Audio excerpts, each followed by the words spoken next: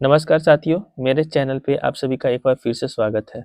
और आज की इस वीडियो में हम ज्योग्राफी का एक चैप्टर उद्योग शुरू करने वाले हैं। इंग्लिश में इसको इंडस्ट्री कहते हैं। यहाँ से 2 क्वेश्चन हर साल एग्जाम में पूछ दिया जाता है। अभी हाल फिलहाल का बीपीएससी एईडीओ का एग्जाम होने वाला है, तो उसमें 2 क्वेश्चन हर साल पूछा जाता है इंडस्ट्री से। तो हमने सोचा कि एक छोटा-सा सीरीज में इंडस्ट्री को पूरा खत्म करवा देते हैं और इसमें हम उसी टॉपिक को या उसी चीज़ को शामिल किए हैं जो जहाँ से एग्जाम में क्वेश्चन पूछा गया है। तो चलिए शुरू करते हैं। उद्योग से एक क्वेश्चन जो कि हर बार एग्जाम में देखने को मिल जाता है कि उद्योग है क्या? तो उद्योग एक अर्थव्यवस्था की ऐसी प्रक्रिया है जिसमें कि कच्चे माल को मूल्यवान उत्पादों में परिवर्तित करती है। उद्योग अर्थव्यवस्था की एक ऐसी प्रक्रिया है जिसमें रॉ मटेरियल यानी कि कच्चे माल को यूजफुल प्रोडक्ट यानी मूल्यवान उत्पादों में परिवर्तित करती है। उद्योग से एक और क्वेश्चन बेसिक क्वेश्चन पूछा जाता है कि उद्योग जो है अर्थव्यवस्था के किस क्षेत्र में आती है? प्राइमरी सेक्टर, सेकेंडरी सेक्टर की टर्शियरी सेक्टर में? तो यहाँ से बहुत बार क्वेश्चन पूछा गया है, तो उद्योग जो है वो सेकेंडरी सेक्टर में आती है यानी कि द्वितीय क्षेत्र में आती है। तो इसको भी आप याद रखिएगा। इसके बाद उद्योगों का क्लासिफिकेशन यानी उद्योगों का वर्गीकरण से भी कई बार क्वेश्चन पूछा जाता है। तो उद्योग को कई तरीका से वर्गीकरण किया गया है। जैसे पहला कच्चे माल के आधार पे। तो कच्चे माल के आधार पे इसका मतलब ये हुआ कि हमको रॉ मटेरियल यानी कि कच्चा माल कहाँ से मिलता है, उसके आधार पे कृषि को उसके आधार पे उद्योग को बाँटा गया है। तो जैसे हम लोग को रॉ मटेरियल यानी कच्चा माल कृषि से मिलता है, तो कृषि आधारित उद्योग हो गया पहला। कभी-कभी खनिज मिनरल्स मिलता है, मिनरल से मिलता है, तो ये हो गया खनिज आधारित उद्योग। कभी-कभी समुद्र से कुछ चीज़ मिलता है, तो समुद्र आधारित उद्योग हो गया। और चौथा हो गया वन आधारित उद्योग, यानी कच्चे माल के आधार पे उद्योग 4 तरह का, कृषि आधारित उद्योग, खनिज आधारित उद्योग, समुद्र आधारित उद्योग और वन आधारित उद्योग। यहाँ से ज़्यादातर आपको एग्ज़ाम्पल से क्वेश्चन पूछ दिया जाएगा, जैसे कि जो सूती वस्त्र उद्योग है, वो किस उद्योग से संबंधित है? तो कृषि आधारित आयोग से संबंधित है। जैसे बिस्कुट उद्योग हो गया, चीनी उद्योग हो गया, सूती वस्त्र मिल उद्योग हो गया। तो ये सभी जो है कृषि आधारित उद्योग है। और अगर खनिज आधारित उद्योग से पूछा जाए, तो लोहा या उस इस्पात से संबंधित जो उद्योग हो गया, वो खनिज आधारित उद्योग हो जाता है। इसके अलावा समुद्र आधारित उद्योग में जैसे कि मछली के तेल, तो मछली के तेल जो है उसका निर्माण होता है तो मछली से, और मछली कहाँ पे मिलता है? तो समुद्र में। तो ये हो गया समुद्र आधारित उद्योग।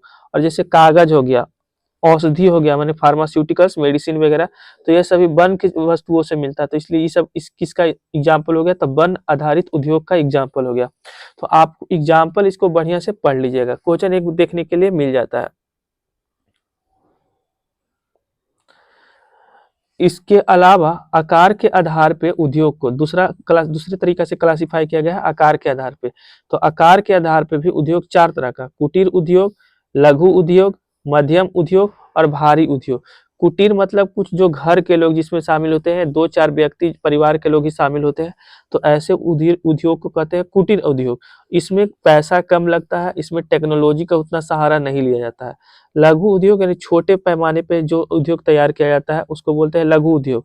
और इससे जो बड़े वाला उद्योग होता है उसको मध्यम, और जो बहुत बड़े-बड़े उद्योग होते हैं जिसमें हाई टेक्नोलॉजी का इस्तेमाल किया जाता है, बहुत ज़्यादा अर्थव्यवस्था का इस्तेमाल किया जाता है, बहुत भारी मात्रा में भूमि का इस्तेमाल किया जाता है, सो वैसे उद्योग को बोलते हैं भारी उद्योग। तो ये हो गया 4 तरह का उद्योग आकार के आधार पे। इसके बाद स्वामित्व के आधार पे जो है उद्योग कितने तरह से बाँटा गया? तो 4 तरह से। यहाँ से क्वेश्चन दिखने के लिए मिल जाता है। तो निजी उद्योग हो गया, सार्वजनिक उद्योग हो गया, संयुक्त उद्योग हो गया और सहकारी उद्योग हो गया। ये स्वामित्व के आधार पे, यानी मालिकाना हक के आधार पे, जिसको हम ओनरशिप कह सकते हैं, on the basis of ownership. जैसे निजी हो गया, निजी मतलब प्राइवेट इंडस्ट्री हो गया, प्राइवेट बेस्ड इंडस्ट्री। तो इसमें किसी एक व्यक्ति का एक समूह का अधिकार होता है, तो हो गया निजी। जैसे टाटा रिलायंस हो गया, तो इस पे किसी एक व्यक्ति का अधिकार है। उसी तरीके से सार्वजनिक यानी कि जिस पे गवर्नमेंट का राइट होता है, जितना भी इनकम इसका प्रॉफिट होता है सब गवर्नमेंट के पास जाता है। तो वैसे इंडस्ट्री को बोलते हैं सार्वजनिक इंडस्ट्रीज, ठीक है? तो इसका एग्जांपल हो जाएगा सेल हो गया, हेल हो गया, तो ये सभी एग्जांपल हो गया सार्वजनिक उद्योग का। इसके बाद संयुक्त उद्योग, संयुक्त मतलब हो गया दोनों, जिसमें प्राइवेट और कुछ गवर्नमेंट दोनों का इसमें इंटरसेप होता है, मतलब दोनों का इसमें जो है इंटरफेयर होता है, दोनों का रोल होता है। तो वैसे इंडस्ट्रीज को कहते हैं संयुक्त अधिवेशन। जैसे एग्जांपल के लिए मारुति, तो मारुति जो होता है उस संयुक्त जो है, संयुक्त मारुति संयुक्त उद्योग का एग्जांपल है। इसके बाद सहकारी, तो इसमें कम्युनिटीज का होता है, तो जिसमें कम्युनिटी एक पार्टिकुलर समाज का उस पे परिपक्व अति ऑनरशिप होता है, मालिकाना हक होता है, तो उसको कहते हैं सहकारी उद्योग। एग्जाम्पल के लिए हो जाएगा अमूल। तो एग्जाम्पल चारों का आप पढ़ लीजिएगा, यहाँ से क्वेश्चन देखने के लिए मिल जाता है।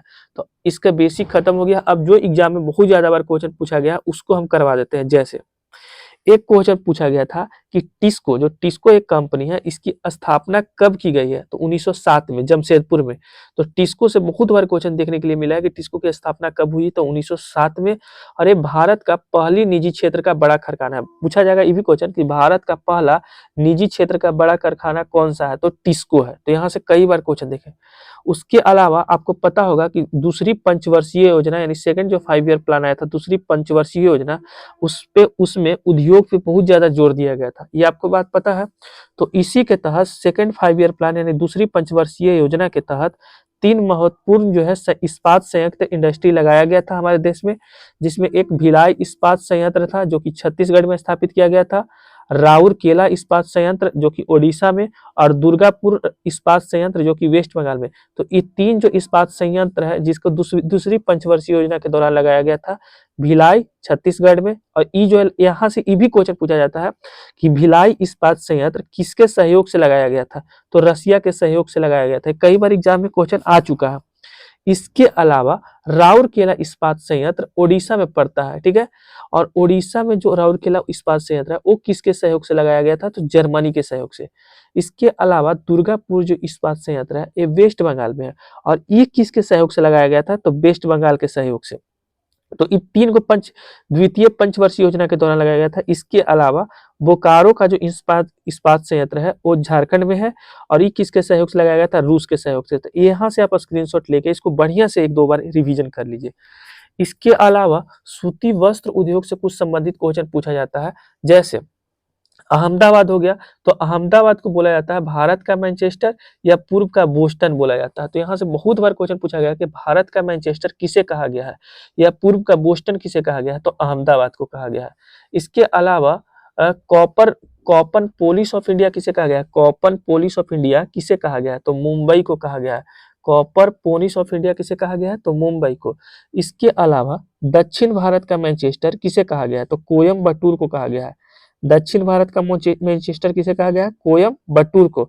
और उत्तर भारत का मैनचेस्टर किसे कहा गया है, तो कानपुर को कहा गया है। तो यहाँ से कई बार एग्जाम्पल में दिख गया है कि भारत का मैनचेस्टर अहमदाबाद को, कॉपन पोलिस ऑफ इंडिया किसे कहा गया है, मुंबई को। दक्षिण भारत का मैनचेस्टर किसे कहा गया है, तो कोयम्बटूर को। और उत्तर भारत का मैनचेस्टर किसे कहा गया, तो कानपुर को कहा गया। तो इस सूती वस्त्र उद्योग से संबंधित कुछ क्वेश्चन हो गया। अब जूट उद्योग से भी कई बार क्वेश्चन देखने के लिए मिल गया है। सबसे पहले जूट को बोलते क्या है, तो जूट को बोलते हैं गोल्डन फाइबर। ये क्वेश्चन बीपीएससी में भी दिखा है, बिहार पुलिस में भी कई बार क्वेश्चन दिख चुका है कि गोल्डन फाइबर जूट को क्या कहते हैं, तो गोल्डन फाइबर। या फिर वहां पे एक क्वेश्चन, वहां पे एक ऐसे भी क्वेश्चन दिख जाता है कि निम्नलिखित में से किसे गोल्डन फाइबर के नाम से जानते हैं, तो जूट को। अच्छा, जूट के उत्पादन में भारत का स्थान पूरे वर्ल्ड में कितना है, तो जूट का उत्पादन में भारत का स्थान प्रथम है पूरे वर्ल्ड में। अच्छा, एक क्वेश्चन ये भी दिख जाता है कभी कभी कि भारत में पहली जूट मिल कहाँ पे खोला गया था, तो भारत में पहली जो जूट मिल है वो रिसरा में खोला गया था, वेस्ट बंगाल में, और 1859 में। कहीं कहीं जो है 1855 भी दिख जाता है, और कहीं कहीं 1859 दिख जाता है। लेकिन इतना याद रखिएगा कि भारत में पहली जूट मिल जो है वो रिसरा वेस्ट बंगाल में खोला गया था। बाकी डेट का जो है कंफ्यूजन आप कहीं से पढ़ के दूर कर लीजिएगा। इसके अलावा जो एक सेल कंपनी है, SAIL सेल कंपनी, तो इस सेल कंपनी की स्थापना कब हुआ था, तो 1973 में। तो ये तो हो गया कि इसका स्थापना कब हुआ था। कभी कभी बाई चांस इसका फुल फॉर्म भी पूछ दिया जाता है।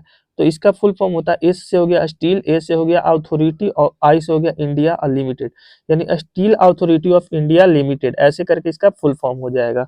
तो इसको याद रखिएगा कि जो सेल है इसका स्थापना कब हुआ था, तो 1973 में हुआ था।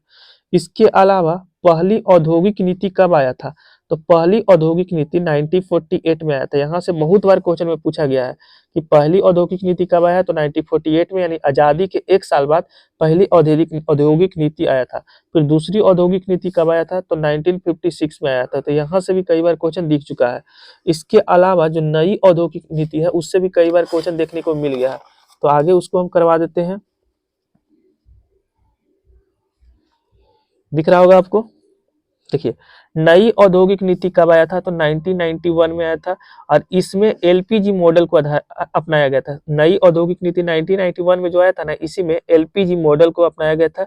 एल मतलब हो गया लिबरलाइजेशन, पी मतलब हो गया प्राइवेटाइजेशन और जी मतलब हो गया ग्लोबलाइजेशन। तो इसमें ही नई औद्योगिक नीति में ही एलपीजी को अपनाया गया था। फुल फॉर्म इसका याद रखिएगा, एल से लिबरलाइजेशन, पी से प्राइवेटाइजेशन और जी से ग्लोबलाइजेशन। इसके अलावा रेल उपकरण कुछ उद्योग है, यहाँ से एक बार क्वेश्चन बहुत बार दिख चुका है, यहाँ से बहुत बार एग्जाम में दिख गया है, तो आप पढ़ लीजिएगा। इलेक्ट्रॉनिक इंजन का जो उद्योग है वो कहाँ पे है, तो चितरंजन में है। डीजल इंजन का उद्योग कहाँ पे है, तो वाराणसी, वाराणसी जहाँ से नरेंद्र मोदी जीत के आते हैं। रेल कोच कपूरथला, ये पंजाब में पड़ता है। रेल कोच कहाँ पे, तो कपूरथला। और एक है इंटीग्रल कोच, इसको कहाँ पे बनाया जाता है, तो पेरम्बूर में बनाया जाता है।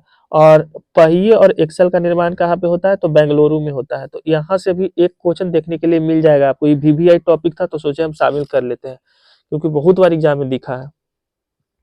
इसके अलावा भारत में स्थापित सर्वप्रथम उद्योग, यहाँ से भी क्वेश्चन एगो दिख जाता है कि भारत का पहला लौह और इस्पात उद्योग कहाँ पे स्थापित किया गया था, तो कुल्ती, जो कि वेस्ट बंगाल में, कब, तो 1874 में। पहला लौह और इस्पात यानी कि आयरन और स्टील इंडस्ट्री भारत का पहला कहाँ पे स्थापित किया गया था, तो वेस्ट बंगाल के कुल्ती में, कब, तो 1874 में।